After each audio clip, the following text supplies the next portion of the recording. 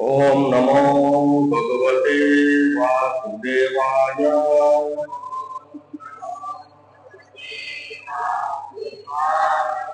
ओम नमो भगवते वासुदेवाय।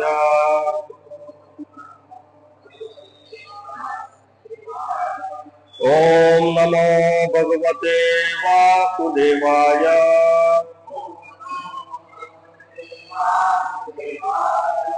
नारायणं नमस्कृत्यं नरं चैव नरोत्तमं देवीं सरस्वतीं व्यासं ततो जयमुदीरये। नष्टप्रायेषु अभद्रेषु नित्यं भागवत सेवया भगवती उत्तम श्लोके भक्तिर्भवती नैष्टिकी।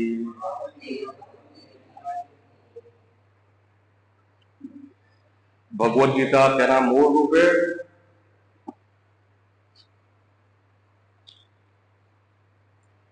અધ્યાય 2 ગીતાનો સાર શ્લોક સંખ્યા 45।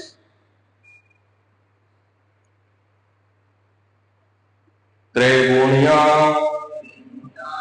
विषयाः वेदाः निस्त्रैगुण्या भव अर्जुन निर्द्वन्द्व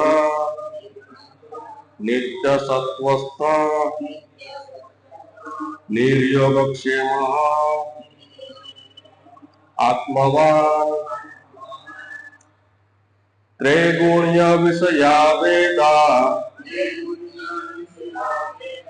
निस्त्रैगुण्यो भवार्जुन निर्द्वन्द्वो नित्यसत्त्वस्थो निर्योगक्षेम आत्मवान्। त्रैगुण्य विषया वेदा निस्त्रैगुण्यो भवार्जुन निर्द्वन्द्वो नित्यसत्त्वस्थो निर्योगक्षेम आत्मवान्। त्रैगुण्य विषया वेदा निस्त्रैगुण्यो भवार्जुन निर्द्वन्द्वो नित्यसत्त्वस्थो निर्योगक्षेम आत्मवान्।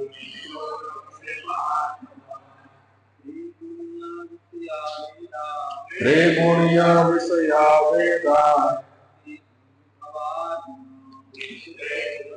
भवार्जुन निर्द्वन्द्वो नित्यसत्त्वस्थो निर्योगक्षेम आत्मवान्। त्रैगुण्य विषया वेदा त्रैगुण्यो भवार्जुन निर्द्वन्द्वो नित्यसत्त्वस्थो निर्योगक्षेम आत्मवान्। त्रैगुण्य विषया वेदा निस्त्रैगुण्यो भवार्जुन निर्द्वन्द्वो नित्यसत्त्वस्थो निर्योगक्षेम आत्मवान्। त्रैगुण्य विषया वेदा निस्त्रैगुण्यो भवार्जुन निर्द्वन्द्वो नित्यसत्त्वस्थो निर्योगक्षेम आत्मवान्। त्रैगुण्य विषया वेदा निर्द्वन्द्वो भवार्जुन निर्द्वन्द्वो नित्यसत्त्वस्थो નિર્યોગસ્ય મહાત્મવા. માતાજી યો વિષયા વેગા નિસ્ત્રે ગુણ્યો ભવાર્જુન નિર્ગુણો નિત્ય સત્વસ્તો નિર્યોગસ્ય મહાત્મવા. ત્રૈગુણ્ય વિષયા વેગા નિસ્ત્રે ગુણ્યો ભવાર્જુન નિર્દ્વંદ્વો નિત્ય સત્વસ્તો નિર્યોગક્ષેમ આત્મવાન. ત્રૈગુણ્ય વિષયા વેગા નિસ્ત્રે ગુણ્યો ભવાર્જુન નિર્દ્વંદ્વો નિત્ય સત્વસ્તો નિર્યોગક્ષેમ આત્મવાન. ત્રૈગુણ્ય ભૌતિક પ્રકૃતિના ત્રણ ગુણો અંગે વિષયા વિષયો વાળા વેદા વૈદિક સાહિત્ય નિસ્ત્રે ગુણ્ય ભૌતિક પ્રકૃતિના ત્રણેય ગુણોથી પર ભવ હા અર્જુન હે અર્જુન નિર્દ્વંદ દ્વૈત ભાવથી રહિત નિત્ય સત્વસ્થ સદા શુદ્ધ સત્વમાં સ્થિત નિર્યોગક્ષમ લાભ તથા રક્ષણના વિચારોથી રહિત આત્મવાન આત્મામાં સ્થિત. અનુવાદ અને ભાવાર્થ શીલ પ્રભુપાદ દ્વારા. શીલ પ્રભુપાદ કી વેદોમાં મુખ્યત્વે ભૌતિક પ્રકૃતિના ત્રણ ગુણોનું વર્ણન થયું છે. હે અર્જુન, આ ત્રણેય ગુણોથી પર થાય, સર્વ દ્વંદ્વોથી તેમજ લાભ તથા સુરક્ષાની બધી ચિંતાઓથી રહિત થઈ આત્મપરાયણ હા. એકવાર મારી સાથે બોલજો. વેદોમાં મુખ્યત્વે ભૌતિક પ્રકૃતિના ત્રણ ગુણોનું વર્ણન થયું છે. હે અર્જુન, આ ત્રણેય ગુણોથી પર થા, સર્વ દ્વંદ્વોથી તેમજ લાભ તથા સુરક્ષાની બધી ચિંતાઓથી રહિત થઈ આત્મપરાયણ થા. ભાવાર્થ સર્વ ભૌતિક કાર્યોમાં ત્રણેય પ્રાકૃત ગુણોની ક્રિયા તથા પ્રતિક્રિયા થતી જોવા મળે છે. તેમનો ઉદ્દેશ્ય સકામ કર્મફળ હોય છે, જે ભૌતિક જગતમાં બંધનના કારણરૂપ બને છે. સામાન્ય લોકો ઇન્દ્ર તૃપ્તિના ક્ષેત્રમાંથી ક્રમશઃ ઊંચે લાવી આધ્યાત્મિક ભૂમિકા પર લાવવા માટે વેદોમાં મુખ્યત્વે સકામ કર્મોનું વર્ણન કરવામાં આવ્યું છે. ભગવાન કૃષ્ણ એ પોતાના શિષ્ય તથા સખા અર્જુનને અનુરોધ કર્યો છે. તેણે વેદાંત તત્વ જ્ઞાનના એવા આધ્યાત્મિક પદ સુધી સ્વયં ઉન્નત થવું કે જેનો પ્રારંભ બ્રહ્મ જિજ્ઞાસા અથવા પરમ આધ્યાત્મિકતા વિશેના પ્રશ્નોથી થાય છે. આ ભૌતિક જગતના સર્વ જીવો પોતાના અસ્તિત્વને ટકાવી રાખવા માટે કઠોર સંઘર્ષ કરતા રહે છે. તેમના માટે ભગવાનને આ ભૌતિક જગતનું સર્જન કર્યા પછી વૈદિક જ્ઞાન આપ્યું છે કે જે જીવન જીવવાની રીત તથા ભવબંધનમાંથી છૂટવાનો ઉપદેશ આપે છે. ત્યારે ઇન્દ્રિય તૃપ્તિના કાર્યો એટલે કર્મકાંડ સમાપ્ત થાય છે. ત્યારે ઉપનિષદોના રૂપે ભગવત સાક્ષાત્કારની તક આપવામાં આવે છે.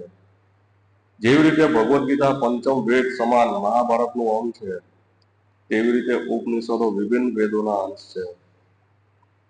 જ્યાં સુધી ભૌતિક શરીરનું અસ્તિત્વ રહે છે ત્યાં સુધી પ્રાકૃત ગુણોમાં ક્રિયા પ્રતિક્રિયા થયા કરે છે. મનુષ્ય સુખ દુઃખ, ગરમી ઠંડી વગેરે જેવા દ્વંદ્વોને સહન કરતા શીખવું જોઈએ અને એમ કરી લાભ કે હાનિની ચિંતામાંથી મુક્ત થવું જોઈએ. મનુષ્ય જ્યારે કૃષ્ણની ઈચ્છા પર પૂર્ણપણે આશ્રિત થઈ જાય છે ત્યારે તે કૃષ્ણ ભાવનામાં આ દિવ્ય અવસ્થામાં પ્રાપ્ત કરે છે.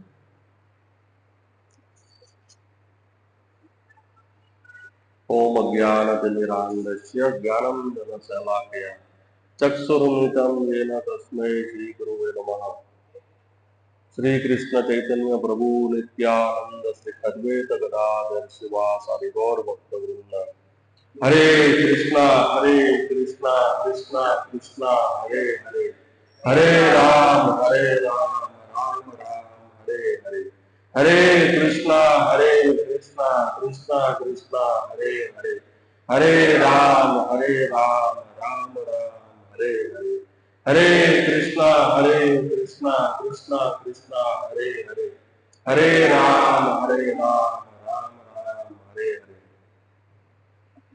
તો બધા ભક્તો અને માતાજીઓનું સ્વાગત છે સોમવારના સત્સંગમાં. 15 દિવસ પછી સત્સંગમાં બધા ભેગા થયા. એક બહુ મોટો મહા ઉત્સવ જગન્નાથ રથયાત્રા આખા વિશ્વમાં ઉજવવામાં આવી રહ્યો છે. ચૈતન્ય મહાપ્રભુની કૃપાથી, શીલ પ્રભુપાદની કૃપાથી. એક શ્લોક છે શાસ્ત્રોનો, રથે તું વામનમ દ્રષ્ટવા પુનર્જન્મ વિદ્યતે. ખાલી ભગવાનના દર્શન કરવાથી પુનર્જન્મ નથી થતો. ભગવાનના એક શ્રદ્ધાપૂર્વક દર્શન કરવાથી. તો વિચારો, ભક્તોએ જે સેવા કરી છે, ભગવાન જગન્નાથની જે સેવા કરી છે, રથ તૈયાર કર્યો, પ્રસાદ તૈયાર કર્યો, બરાબર, પછી બુક ડિસ્ટ્રીબ્યુશન કર્યું, કીર્તન કર્યું, અલગ અલગ સેવાઓમાં બધા લાગેલા અને એવી રીતે જ લાગેલા રહીશું જગન્નાથ ભગવાનની કૃપા પ્રાપ્ત કરવા માટે. આ બહુ વિશેષ મહોત્સવ ઉજવવામાં આવે છે. અહીંયા બે ભાગ કરી દેવામાં આવે છે. એક છે કર્મકાંડની વિધિ, પ્રભુપાદ લખે છે કર્મકાંડ વિધિ, અને બીજું છે ભક્તિમય સેવા. જોવામાં બધું સરખું લાગે, આપણે જોઈએ ને તો બધું સરખું લાગે, પણ આ બધું કેવું છે, અલગ અલગ છે. કર્મકાંડ વિધિઓ, કર્મકાંડ, જ્ઞાનકાંડ, કેવલ વિસર્ગકાંડ, આ બધું કેવું છે, ઝેરના ઘોડા ભરેલા છે. આ જે કર્મકાંડ ને બધું જે છે ને, આગળના શ્લોકમાં ભગવાન કહે છે ભોગે ઐશ્વર્ય પ્રસક્તાના, જે લોકો ભોગ અને ઐશ્વર્ય પ્રતિ આસક્તિ ધરાવે છે, બરાબર, તેઓ વેદોના આવું આલંકારિક ભાષાઓથી આકર્ષાય છે. વેદોની, શાસ્ત્રોની આલંકારિક ભાષાઓથી આકર્ષાય છે અને એને અનુસરે છે. એને કહેવાય કર્મકાંડ. કારણ કે જે પણ આપણે કાર્ય કરીએ છીએ, પ્રભુપાદ અહીંયા લખે છે કે ભૌતિક કાર્યોના ત્રણે પ્રાકૃત ગુણોની ક્રિયા તથા પ્રતિક્રિયા થતી જોવા મળે છે. આપણે કોઈ પણ ક્રિયા કરીએ, કાર્ય કરીએ છીએ, એનું પ્રતિક્રિયા એટલે એનું રિએક્શન આવે. આપણે કોઈ પણ કાર્ય કરીએ, બરાબર, ભગવાનની સેવા કરીએ કે ભૌતિક કાર્ય કરીએ, તો એનું એક રિએક્શન આવે. આપણે જેવો બોલ લઈએ, બોલ, અને જોરથી દિવાલ પર મારીએ ને, જેટલો સ્પીડમાં આપણે દિવાલ પર મારીએ ને એટલો સ્પીડમાં આપણી તરફ, બરાબર, એવી રીતે ક્રિયાનું પ્રતિક્રિયા રૂપે આવે, આપણું રિએક્શન આવે કાર્યો, એટલે કર્મનું ફળ મળે આપણને. આ બહુ સમજવા જેવું છે કે વેદોની આલંકારિક ભાષાઓથી જે આકર્ષાઈ જાય છે, બરાબર, એ લોકોને કેવું છે, ઉચ્ચ કુળમાં જન્મ લેવા માટે પ્રયાસ હોય, બરાબર, યજ્ઞ કરતા હોય મોટા મોટા, પછી સારો પરિવાર પ્રાપ્ત કરવા માટે, ધન પ્રાપ્ત કરવા માટે, બરાબર. શાસ્ત્રોમાં એવા ઘણા બધા ઉલ્લેખ છે. હિરણ્યકશિપુનો ઉલ્લેખ છે અમરત્વ પ્રાપ્ત કરવા માટે. રાવણનું ઉદાહરણ છે, બલિરાજાનું ઉદાહરણ છે. 100 યજ્ઞ કરતા હોય બલિરાજા. આવા ઘણા બધા ઉલ્લેખ છે શાસ્ત્રોમાં કે જેને કંઈક પ્રાપ્ત કરવા માટે અલગ અલગ વિધિઓનું પાલન કરતા હોય છે. અલગ અલગ વિધિઓનું પાલન કરતા હોય. આપણે પણ સમાજમાં જોઈએ, માનવ સમાજમાં અલગ અલગ વિધિઓનું પાલન કરે. અત્યારે જેટલા ઘર પર્યા ને એટલી અલગ અલગ વિધિઓ હોય, મન દ્વારા ઉત્પન્ન કરેલી.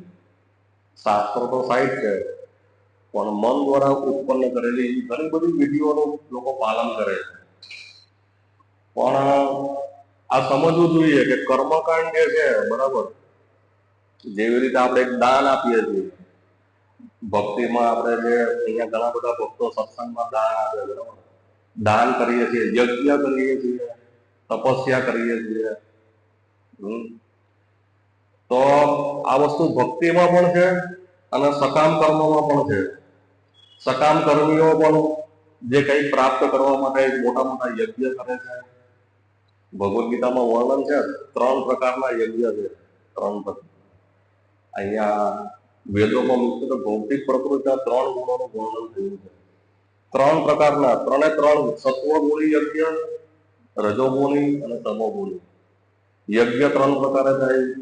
તપસ્યા 3 રીતે થાય, સત્વગુણ, રજોગુણ ને તમોગુણ. દાન આપવામાં આવે, સત્વગુણમાં દાન આપવામાં આવે, રજોગુણમાં આપવામાં આવે, તમોગુણમાં દાન આપવામાં આવે. બરાબર, આ બધાનું રિએક્શન આવે, આપણને કર્મનું ફળ મળે, જેના દ્વારા આપણે ભૌતિક જગતમાં કેવું છે, જન્મ મૃત્યુ જરા વ્યાધિમાં આપણે બધી સગવડ અનુભવીએ છીએ.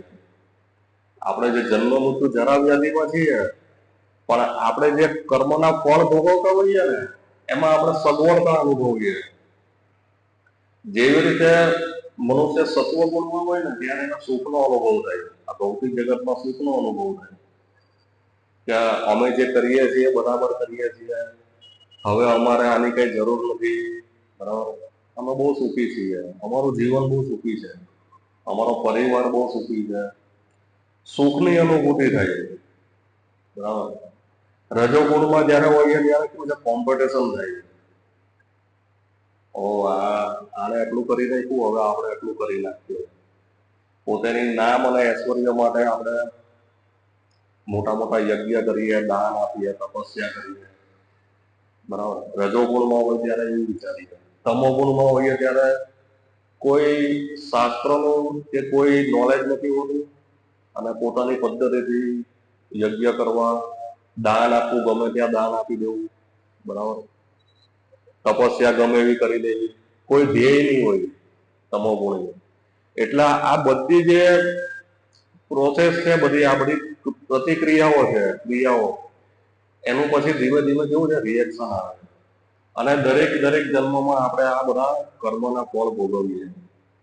આપણે કહેવાય ને, કુટસ્થ, બીજ, પ્રારબ્ધ અને અપ્રારબ્ધ. બરાબર. કુટસ્થ બીજ, કુટસ્થ એટલે કાર્ય કરીએ છીએ, બરાબર. બીજ એટલે એનું રોપણ કરીએ છીએ આપણે, પાપ અને પુણ્યનું. બરાબર. પછી પ્રારબ્ધ એટલે તરત મળી જાય. પ્રારબ્ધ એટલે આ જ જન્મમાં આપણને કર્મનું ફળ મળી જાય. બરાબર.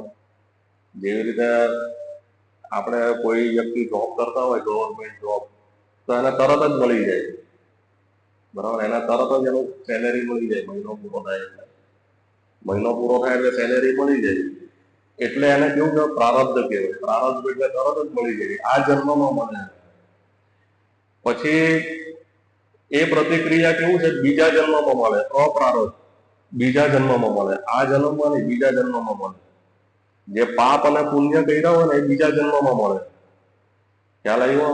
જેવી રીતે નાનું છોકરું હોય, બરાબર, 4, 6 મહિના, વર્ષ, દિવસનું થાય, પછી એ શરીર ત્યાગ કરી દે, એક્સપાયર થઈ જાય, મરણ થઈ જાય. તો ઘણી વાર લોકો એવું વિચારતા હોય કે આને લોકોને શું બગાડ્યું કે આટલી નાની ઉંમરમાં આનું મૃત્યુ થઈ ગયું. એવું ઘણા લોકો કહે, ભક્તો પણ એવું ઘણી વાર વિચારમાં પડી જાય કે આ કેવી રીતે. પણ એના આગલા જન્મનું કેવું હોય, અપ્રારબ્ધ ફળ હોય, જેના દ્વારા એને આટલું ટૂંકું જીવન હોય, અને ટૂંકા જીવનમાં આટલું જીવન જીવીને ખલાસ થઈ જાય.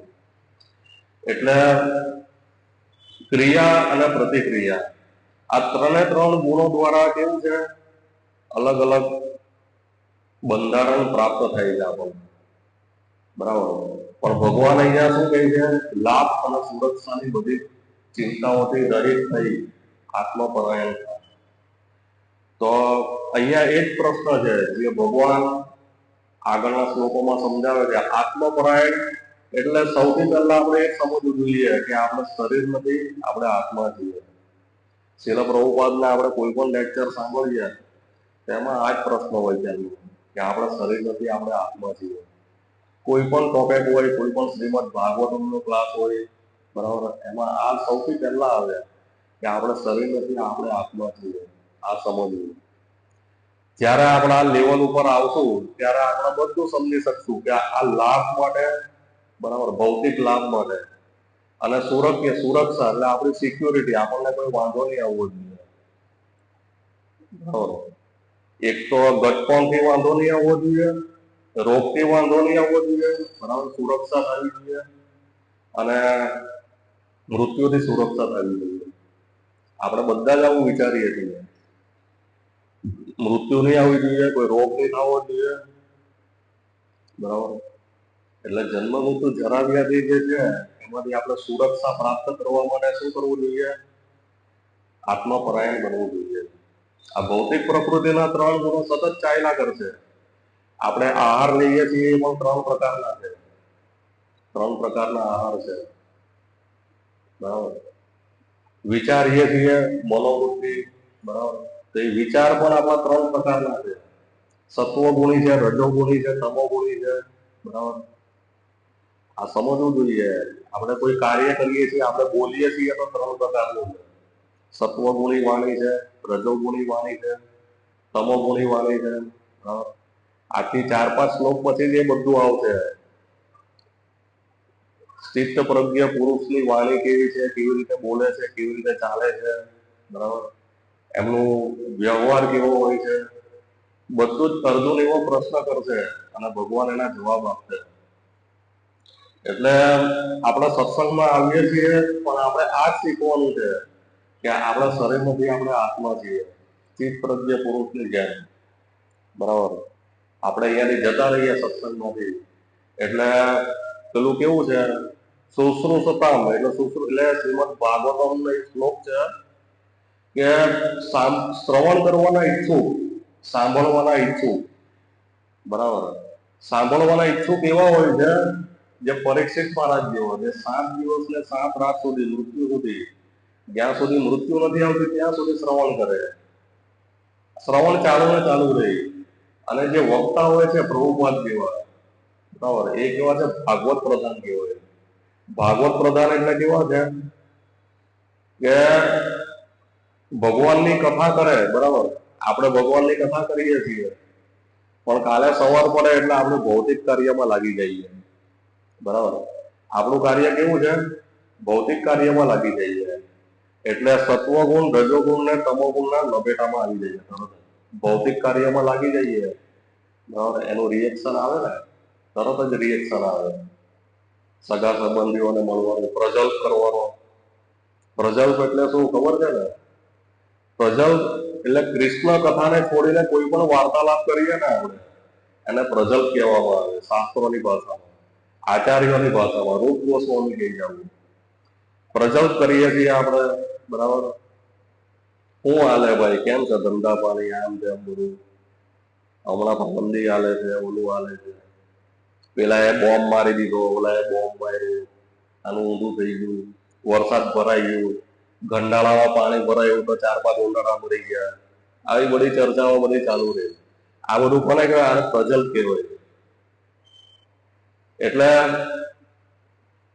જેવું જ આપણે છોડી દઈએ ને સત્સંગ, બરાબર, પણ એનું સતત ચાલુ રહેવું જોઈએ. હમણાં જે આપણા ઇસ્કોનના નવા જે પરમ પૂજ્ય ગોપાલ કૃષ્ણ ગોસ્વામી મહારાજ દેહ ત્યાગ કર્યો, તો પછી એમની જગ્યાએ જીબીસીના ચેરમેન જે છે પરમ પૂજ્ય ગુરુ પ્રસાદ સ્વામી મહારાજ, તો અહીંયા રામજી મંદિર સેન્ટરે જયારે લેક્ચર આપતા હતા તો શેડ્યુલ પણ બતાવ્યું એમને કે કેટલી સેવા કરવી જોઈએ દિવસમાં કેટલી સેવા કરવી જોઈએ. ગુરુ પ્રસાદ સ્વામી મહારાજ કહેતા હતા કે 24 કલાક સેવા કરવી જોઈએ. કેટલા? 24 કલાક. દિવસમાં 24 કલાક સેવા કરવી જોઈએ ભગવાનની સેવામાં. પછી જો સમય રહે ને તો તમારે બીજા કાર્ય કરવા. પછી કોઈ આપણે આપણું કેવું છે અહીંયાથી પૈતું એટલે બસ પતી ગયું બરાબર. પછી આવતા સોમવારે આવતા રવિવારે બંગલામાં જઈશું, બુક ડિસ્ટ્રીબ્યુશન કરીશું. એ પણ ભક્તોને ઉત્સાહ હોય તો, ઊંઘ આવી જાય તો ન આવે બરાબર. એટલે ભૌતિક પ્રકૃતિના ગુણથી કેવા આપણે પ્રભાવિત થઈ જઈએ. આજે ભાગવત પ્રધાન જે પ્રભુપાદના આપણે શરણાગતિ ની હોય ને આપણી, એટલે કેવું છે આપણે ત્રણ ગુણોથી આપણે પ્રભાવિત થઈ જઈએ. આમ થઈ ગયું ને તેમ થઈ ગયું ને રજો ગુણમાં આવી જઈએ. અને તમો ગુણમાં પછી એટલે કેવું છે ડિસિઝન રોંગ લેવાઈ જાય બરાબર. પછી સુઈ રહેવું, આરામ કરવો, નિંદ્રા, તમો ગુણ છે. આળસ, પ્રમાદ, જે કાર્ય આપણે કલાકમાં કરી શકતા હોઈએ તો એમાં વર્ષો કાઢી નાખીએ, મહિનાઓ કાઢી નાખીએ. અને પ્રમાદ કહેવાય, આળસ, પ્રમાદ. આ બધા ગુણોનો પ્રભાવ હોય આપણી ઉપર, જેના કારણે આપણે શુદ્ધ ભક્તિ બી કરી શકીએ. આપણે દૂસરી જ ભક્તિ કરીએ, થોડીક ભક્તિ પણ કરવી હોય અને થોડુંક એન્જોય પણ કરવું હોય બરાબર. રવિવારે ભાગ પાડેલો હોય તો બપોરે આટલી સેવા કરવાની અને બપોર પછી આપણે પ્રોગ્રામ બનાવવાનો એમ, ક્યાં જવું છે ક્યાં નથી જવું બરાબર. ભક્તોને બીજા કોઈ પ્રોગ્રામ નહીં હોય, મંદિરે જ જવાનું હોય બરાબર. ભક્તોને બીજે ક્યાંય જવાનું નહીં. હમણાં જો રથયાત્રા ગઈ તો રથયાત્રાના 10 દિવસ પહેલા આપણે બુક ડિસ્ટ્રીબ્યુશન ચાલુ કરેલું બરાબર. રોજ બધા ભક્તો 4, 5, 10 ભક્તો જે હતા તો એ ભક્તો રોજ જ બુક ડિસ્ટ્રીબ્યુશન કરતા હતા 10 દિવસ પહેલા બરાબર. આજે રથયાત્રા ગઈ એના 1 અઠવાડિયું, 7 થી 8 દિવસ થયા. આજે પણ બધા ભક્તો હજી સેવામાં લાગેલા છે. હમણાં જામનગર રથયાત્રા કરી બરાબર, બધા ભક્તો દ્વારકા છે, અહીંયા આપણે સત્સંગ ચાલુ છે બરાબર. એટલે સતત સેવામાં લાગેલા રહીશું ને તો આ 3 ગુણોનો પ્રભાવ છે કેવો છે, ધીમે ધીમે ઓછો થઈ જશે બરાબર. 3 ગુણથી પર જે દાન હોય દાન કોને આપવું જોઈએ? ભગવાનને આપવું જોઈએ. સત્વગુણી દાન હોય બ્રાહ્મણોને આપવું જોઈએ. પછી રજોગુણી દાન પોતાના નામ અને ઐશ્વર્ય માટે હોય છે. હા, તમોગુણી દાન કોઈ શાસ્ત્ર વિરુદ્ધ ગમે એવી જગ્યાએ આપવામાં આવે, જોયા મૂક્યા વગરનું. તમોગુણી દાન. સત્વગુણી દાન હોય એમાં પણ ઘણા વિભાજન હોય. આજે ભગવાનને આપણે દાન આપીએ બરાબર, એક બ્રાહ્મણને દાન આપવું હોય સત્વગુણમાં તો એમાં પણ આપણી પરખ હોવી જોઈએ બરાબર. બ્રાહ્મણ પણ અલગ અલગ પ્રકારના હોય. વિપ્ર બ્રાહ્મણ આવે બરાબર, શુદ્ધ બ્રાહ્મણ આવે, દ્વિજ બ્રાહ્મણ આવે. સત્વગુણમાં પણ જે આપણે તમો ગુણમાં આપણે દાન કરીએ, દાન આપીએ ને આપણે ખાલી દાન, થોડું ઘણું દાન આપતા હોઈએ. ઘણા લોકો બ્રાહ્મણોને દાન આપે, અધિક મહિનો આવે, શ્રાવણ મહિનો આવે તો આ બધા તહેવારોમાં લોકો દાન આપે. તો આ બધા દાન કેવા છે? શુદ્ધ બ્રાહ્મણ કેવા આવે? બ્રહ્મ જાનાતિ ઇતિ બ્રાહ્મણ, જે બ્રહ્મને જાણે છે. અહીંયા લખેલું છે ને આત્મપરાયણ, આત્મપરાયણ હોય બરાબર બ્રાહ્મણ, વૈષ્ણવ બ્રાહ્મણ. પછી બીજા આવે દ્વિજ બ્રાહ્મણ. દ્વિજ બ્રાહ્મણ એટલે કેવું છે? બ્રાહ્મણ માંથી જે પતન થઈ ગયા છે, બ્રાહ્મણ ની ખાલી જાતિ એ બ્રાહ્મણ હોય, ખાલી આમ અમારો સમાજ છે બ્રાહ્મણ એટલે અમે બ્રાહ્મણ છીએ બરાબર, એવી રીતે. પછી આવે વિપ્ર બ્રાહ્મણ. વિપ્ર એટલે કર્મકાંડ બધા કરાવતા હોય, સત્યનારાયણ ની કથા કરાવતા હોય, આ કથા કરાવતા હોય બરાબર.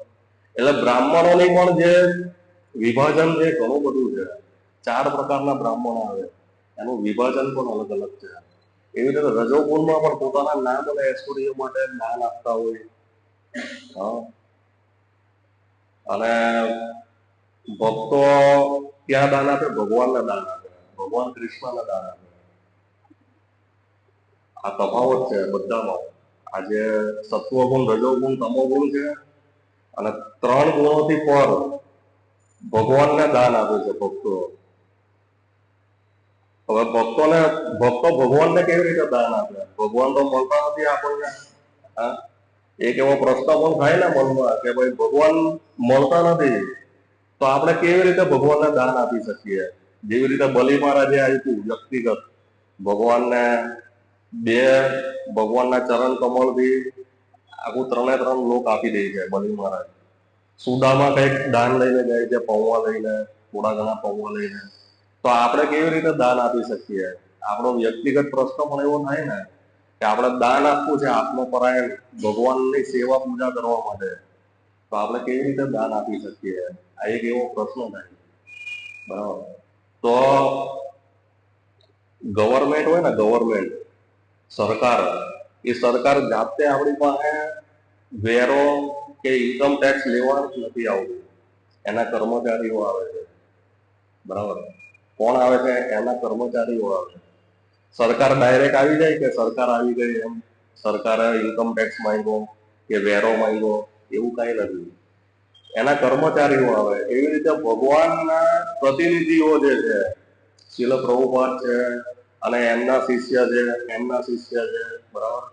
આ બધા કેવા છે? ભગવાનના પ્રતિનિધિઓ છે.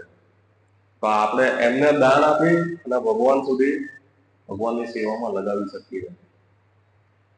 એટલે દાન પણ એવી રીતે કરવું જોઈએ, પછી યજ્ઞ પણ એવી રીતે કરવા જોઈએ. બરાબર. યજ્ઞ તો અત્યારે બહુ ઘણી બધી પ્રકારના છે. હમણાં એક અમારા બ્રાહ્મણ છે, તો થોડા દિવસ પહેલા મળ્યા, તો એ કે હવે તમે ઇસ્કોનમાં લાગી ગયા એટલે કોઈ વિધિ કરાવવાની તમે. મેં કહું અશ્વમેઘ યજ્ઞ કરાવતા હતા યુધિષ્ઠિર મહારાજ ને એ બધા, સગર રાજા ને બધા, રામચંદ્ર ભગવાન ને. તો એવી કોઈ વિધિ ખરી એમ તમને? એ કે બહુ લાંબુ છે એ બધું રવા દે. તો હું તો કઈ વાંધો નહીં, મૂકો. એટલે યજ્ઞ અને એ બધું નહીં થઈ શકે. આ બધું રજોગુણ, તમોગુણ, થોડા ઘણા બધી નાની એવી કુંડી બનાવે. અમે અહીંયા ગયા હતા જુનાગઢ, બધા બાવાઓ બધી કુંડી બનાવીને બધું ઘી નાખીને બધું ઓકે કર્યું. થોડીક વાર થાય ને તો ચાનો કેટલો મૂકી દીધો એટલો મોટો યજ્ઞમાં. નસો મૂકી દીધો યજ્ઞમાં. યજ્ઞ એટલે કેવું છે? ભગવાનનું મુખ છે. જયારે સ્વાહા બોલવામાં આવે ને ત્યારે ભગવાનનું મુખ ખુલે અને એમાં અર્પણ કરવામાં આવે. તો એને ચાનો કેટલો મૂકી દીધો.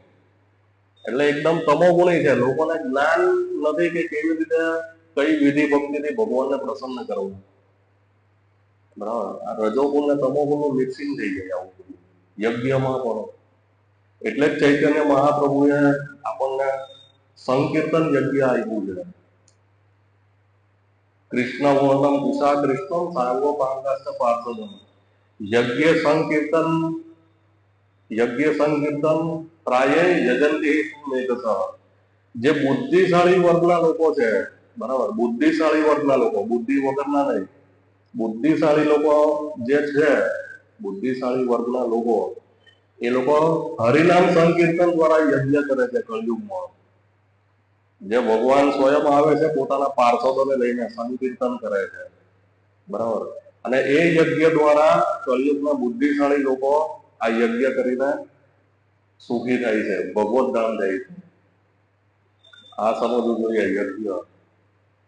અને તપસ્યા તો કેવી કરવી જોઈએ એ ખબર નથી પડતી લોકોને.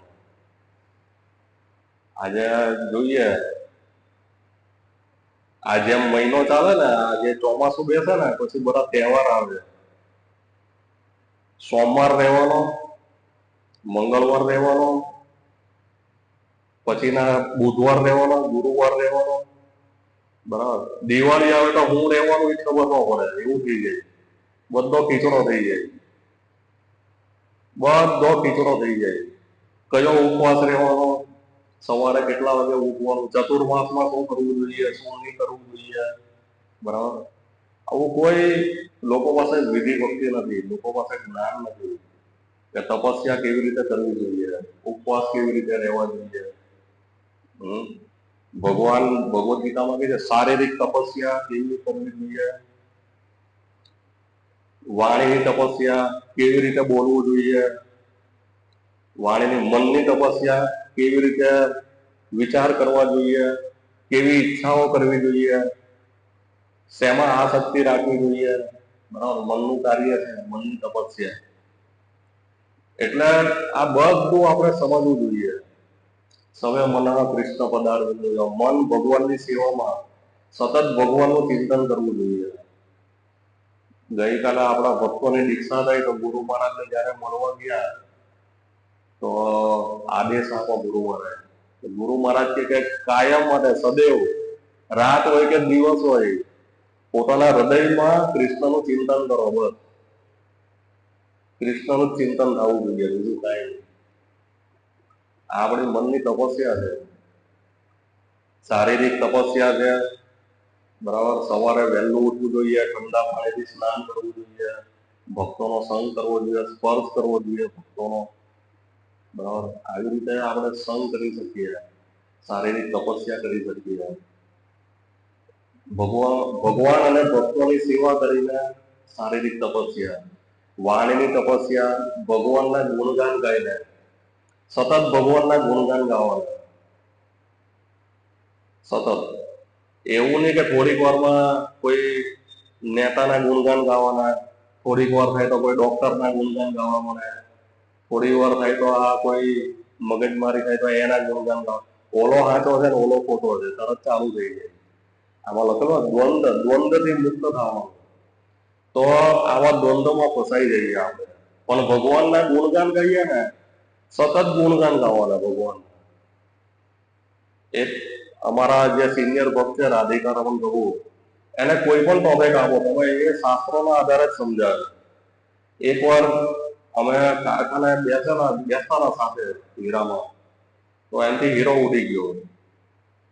એટલે લગભગ 5, 5:30 વાગે હીરો ઉડ્યો, તો 8 વાગ્યા તો હીરો મળ્યો નહીં. તો પેલા મેન મેનેજર કે આવું કર્યું ભગત, આપણા ભગત ભેગા થયા અને એ કે આવું કરી નાખ્યું, નુકસાન આવું કરી નાખ્યું. તો તરત જ ત્રીજા અધ્યાયનો 27મો શ્લોક કાઢ્યો અને મેન મેનેજરને વંચાવ્યો ભગવદ ગીતાનો.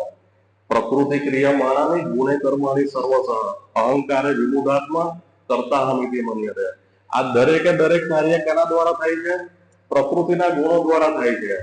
અહંકારે વિમુઢાત્મા, એટલે અહંકારના માધ્યમથી વિમુઢાત્માઓ એવું માને છે કે આ કાર્ય હું કરું છું, પણ વાસ્તવમાં કોના દ્વારા થાય છે?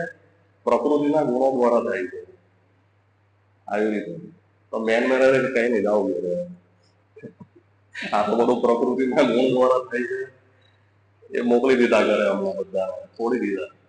એટલે એવું છે, જે શાસ્ત્રોની સમજ હોય ને, એ દરેકે દરેક વસ્તુ કૃષ્ણ ભક્તિ, કૃષ્ણ ભાવના શાસ્ત્રોના માધ્યમથી એ જોવે. શાસ્ત્ર ચક્ષુ કહેવાય એને. શાસ્ત્ર ચક્ષુ એટલે કેવું છે, દરેકે દરેક વસ્તુ કૃષ્ણમાંથી આવે છે, એ આપણે સમજી શકીએ. બરાબર, જેવી રીતે લાઈટ છે, પ્રકાશ આવે છે, તો આપણને એવું લાગે કે આ માનવ નિર્મિત છે. બરાબર, પણ એ પ્રકાશ શેમાંથી આવે છે? વીજળીમાંથી આવે છે. વીજળી ક્યાંથી આવે છે? એ પાણીમાંથી ઉત્પન્ન થાય છે. પાણી ક્યાંથી આવે છે? વરસાદમાંથી આવે છે. અને વરસાદ કેના દ્વારા થાય છે? સૂર્યના પ્રકાશથી. તો સૂર્ય કોનું સર્જન છે? એ ભગવાનનું સર્જન છે, સૂર્ય. એટલે દરેકે દરેક વસ્તુ, આ જે પ્રકાશ છે, બધી દરેકે દરેક વસ્તુ ભગવાન કૃષ્ણમાંથી આવે છે. એટલે આ સમજવું જોઈએ. અહમ સર્વસ્ય પ્રભવ મત સર્વમ પ્રવર્તતે. દરેકે દરેક વસ્તુ મારામાંથી ઉદ્ભવે છે અને દરેકે દરેક વસ્તુ મારા આધારે રહેલી છે. જે બુદ્ધિશાળી વર્ગના લોકો છે એવું સમજે, આ સમજીને મારી સેવામાં લાગે છે. 10મા અધ્યાયના 8મા શ્લોકમાં આ શ્લોક છે. એટલે જયારે આપણે બુદ્ધિશાળી બનવું હોય ને, તો ભગવાનની સેવામાં લાગવું પડે. જો આપણે ભગવાનની સેવા નથી કરતા, માળા નથી કરતા, મંગળા આરતી નથી કરતા, 4 નિયમનું પાલન નથી કરતા, બરાબર, તો ભગવાનના શબ્દ અનુસાર આપણે બુદ્ધિ વગરના કહેવાઈએ. કેવા? અલ્પ બુદ્ધિ. પેલો જે શ્લોક છે ને, કામે શ્રેષ્ઠ હતજ્ઞાના પ્રપદ્યંતે અન્ય દેવતા. જે અલગ અલગ દરેકે દરેક વસ્તુ પ્રાપ્ત હશે આ ભૌતિક જગતમાં, પણ કૃષ્ણ નહીં મળે. અને એની સાથે રિએક્શનમાં શું છે? પ્રતિક્રિયામાં જન્મ મૃત્યુ જરા વ્યાધિ. થોડું ઘણું પ્રાપ્ત કરવા માટે આપણી એક ઈચ્છા હોય ને, ઈચ્છા કે મારે ખમણ ખાવા છે કે ગુલાબ જામુન ખાવું છે, તો એક ઈચ્છા સારું થઈને આપણે આ ભૌતિક જગતમાં જન્મ લેવો પડે. જન્મ મૃત્યુ જરા વ્યાધિમાં ફરવું પડે. એક ગુલાબ જામુન ખાવા સારું કે એક ખમણનું બટકું ખાવા સારું.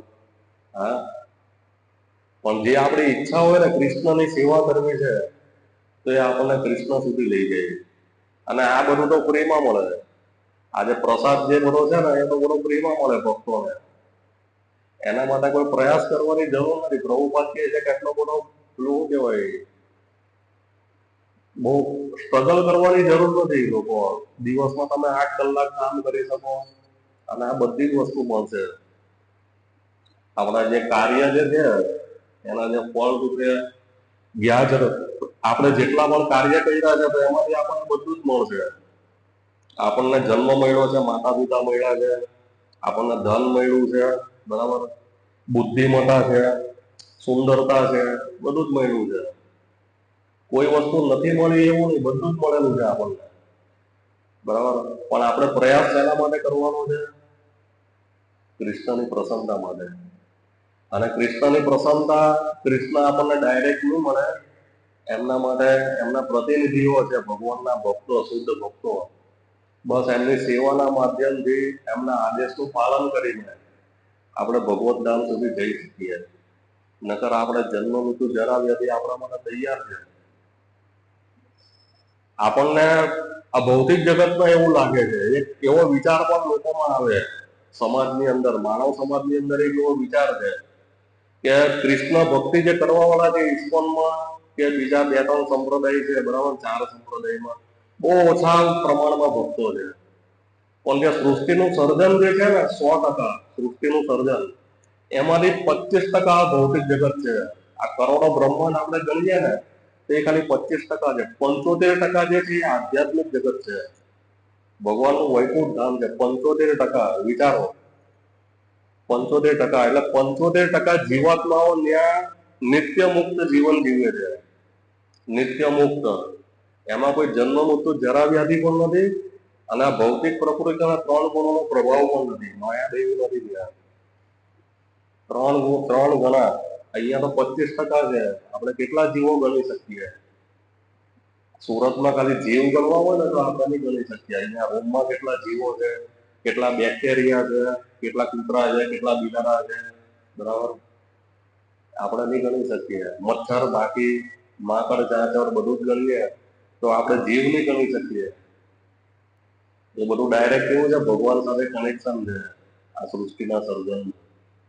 આપણે આ બધું સમજવું બહુ અઘરું છે. આ બધું આપણે એમ કહીએ એક ફૂલ છે, ભગવાનના ચરણ કમળમાં ઓફર કરવા માટે એક ફૂલ છે, બરાબર, પણ ફૂલની વેરાયટી જોઈએ ને તો કેટલા પ્રકારના ફૂલ છે અને એક ફૂલની સુગંધ અલગ અલગ છે. જુઓ, ભગવાનનું સર્જન જુઓ, જેટલા ફૂલ છે ને એટલી સુગંધ અલગ અલગ છે, બધા ફૂલની સુગંધ. જેટલી વાનગીઓ છે, જેટલી વસ્તુઓ છે, બરાબર, પ્રસાદ બનાવવા માટે એનો સ્વાદ પણ અલગ અલગ છે બધાનો. એક વસ્તુનો સ્વાદ અલગ અલગ છે. આ ભગવાનને સમજવા જોઈએ. આપણે એમ કહીએ કે ઓ બનાવી નાખ્યું, બહુ મસ્ત ગુલાબ જામુન બનાવ્યો, બહુ મસ્ત બનાવ્યો, પણ આ ટેસ્ટ ક્યાંથી આવે છે? આવી સુગંધ ક્યાંથી આવે છે? હા, ક્યાંથી આવે છે? આ ભગવાન કૃષ્ણમાંથી આવે છે. પાણીનો સ્વાદ, બરાબર, કેટલી તરસ લાગે. 1 ગ્લાસ 2 ગ્લાસ પાણી પીએ તો હજી એમ થાય કે હજી એનો સ્વાદ છે ને પાણીનો કોઈ સ્વાદ નથી પણ સ્વાદ છે. એ સ્વાદ ક્યાંથી આવે છે? ભગવાનમાંથી આવે છે. એ આપણે સમજવું જોઈએ અને ભગવાનની સેવામાં લાગવું જોઈએ. આવી રીતે આપણે ભગવાનનું સ્મરણ કરવું જોઈએ. ગઈકાલે ટ્રેનમાં આવતા હતા તો એક મોટો ડુંગરો જોયો. મેં કહ્યું આ જો માનવ નિર્મિત નથી, આ ભગવાને બનાવેલો છે. માનવ નિર્મિત નથી. પહાડ પણ ભગવાને બનાવેલો છે. કોઈ માનવ આવું બનાવી નહીં શકે. આવો મોટો દરિયો બનાવી શકે કોઈ? આપણે દરિયા કિનારે ઉભા રહીએ, કોઈ વૈજ્ઞાનિક કે કોઈ નેતા કે ગમે એવી શક્તિ લગાવી દે ને, આવો દરિયો સમુદ્ર કઈ બનાવી નહીં શકે. એટલે ભગવાનની સેવામાં લાગીએ. આપણી જે મનની સ્થિતિ છે કેવી છે, બહુ પેલું કહેવાય ને કે મગજ છટકી જાય પછી એને શોર્ટ મુકાવવા પડે. એવી રીતે દર સોમવારે આવો અહીંયા શોર્ટ મુકાવવા. ધીમે ધીમે આવા શોર્ટ મુકાવશું એટલે આપણું કેવું છે, આપણું મન બુદ્ધિ બધું ઠેકાણે આવે. એટલે કૃષ્ણનું ચિંતન કરી શકીએ. કૃષ્ણને ભૂલી ગયા છીએ એટલે આ બધા દુઃખો છે, બરાબર. પેલું કહેવાય ને ત્રિવિધ તાપ છે. દેવો દ્વારા દુઃખ આપવામાં આવે, ભૌતિક પ્રકૃતિ દ્વારા આધ્યાત્મિક દુઃખો છે, જન્મ મૃત્યુ જરા વ્યાધિ છે, પણ તો પણ આપણને એવું લાગે છે કે આપણે સુખી છીએ. કેમ લાગે છે? કેમ કે આપણે માયામાં છીએ. આ માયામાં છીએ ને, પ્રકૃતિના 3 ગુણો દ્વારા, એટલે આપણે સુખનો અનુભવ કરીએ છીએ આ દુઃખમાં પણ. જેવી રીતે પંખો લગાવીએ કે એસી લગાવીએ તો એ સુખ નથી, એમાં કોઈ આનંદ નથી. એ ખાલી દુઃખનું નિવારણ છે. આપણને ગરમી થાય છે ને, એ ખાલી દુઃખનું નિવારણ છે. એ કોઈ સુખ કે આનંદ નથી. આ પંખો ચાલે છે તો એમાં કઈ આનંદ ન આવે, કઈ સુખ નથી એમાં કઈ. પણ એ ખાલી જે ગરમી થાય ને, એ દુઃખનું નિવારણ કહેવું આપણે. એટલે દરેક કાર્યમાં આપણે એવું જ કરીએ છીએ કે દુઃખનું નિવારણ કરીએ. ન ભાવતું હોય એટલે ભાવતી વસ્તુ બનાવી એટલે દુઃખનું નિવારણ થાય. પણ વાસ્તવિક આનંદ કેવું છે? કૃષ્ણની સેવામાં છે. જયારે આપણે ભગવાન કૃષ્ણની સેવામાં લાગીએ ને, ત્યારે આપણે આનંદની અનુભૂતિ કરી શકીએ. તો બધા ભક્તો આવતા રવિવારે બુક ડિસ્ટ્રીબ્યુશનની સેવામાં આવો. બરાબર? અહીંયા જે વરિયાઓ ગામમાં બહુ જબરજસ્ત બુક ડિસ્ટ્રીબ્યુશન થાય છે. દર રવિવારે કેટલા સમયથી 1 કે 2 ભાગવતમ વિતરણ કરીએ છીએ. સાથે સાથે બુક જાય છે. રવિવારે સવારે મંગળા આરતીમાં આવો. બરાબર? મોટી સંખ્યામાં આવો. આજુબાજુ વાળાને લઈને ભગવાનનું આકર્ષણ થવું જોઈએ કે ભગવાનના દર્શન કરવા છે. ચૈતન્ય મહાપ્રભુ જગન્નાથપુરીમાં ભગવાન જગન્નાથના દર્શન કરતા હતા ને, તો મૂર્છિત થઈ જતા હતા ભગવાનના દર્શન કરીને. અને આપણને પહેલા જ મૂર્છિત થઈ જાય છે કે સવારે નથી જવું મંગળા, પથારીમાં મૂર્છિત થઈ જાય છે ગોદડું ઓઢીને. ભગવાનના દર્શન થઈને મૂર્છિત થવું જોઈએ. ભગવાનનું કીર્તન કરતા કરતા રૂપ ગોસ્વામી કહે છે ચૈતન્ય મહાપ્રભુને કે મને 2 કાન આપ્યા એમ ભગવાનની કથા શ્રવણ કરવા માટે. મારે હજારો કાન જોઈએ જેથી હું ભગવાનની કથા સાંભળી શકું, હજારો કાન. બરાબર? આપણું ઊંધું છે. 2 જ હાથ આપ્યા ધન કમાવા માટે, હજારો હાથ આપ્યા હોત ને તો બધું ભેગું કરી દઈએ. ઊંધું થઈ જાય આપણું. હજારો જીવવા જોઈએ કે ભગવાનના નામનું કીર્તન કરી શકું.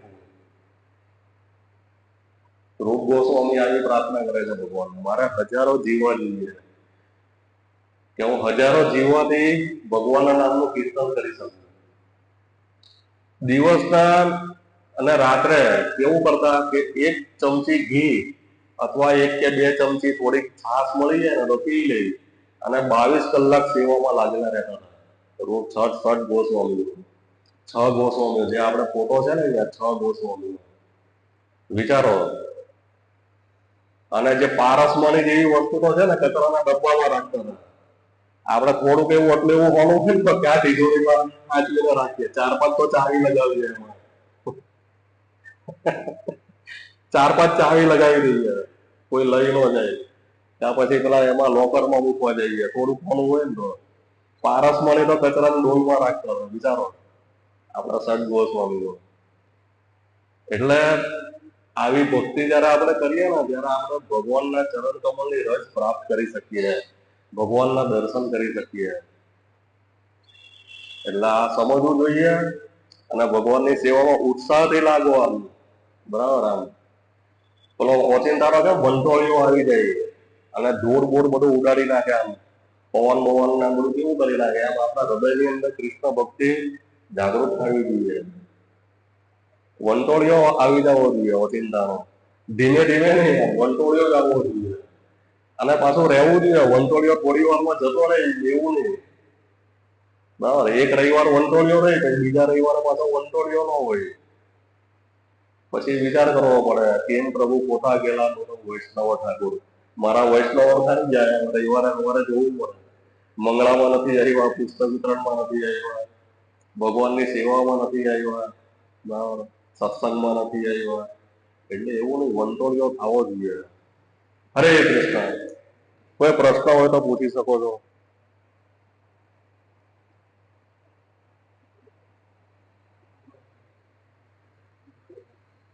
બુધવારે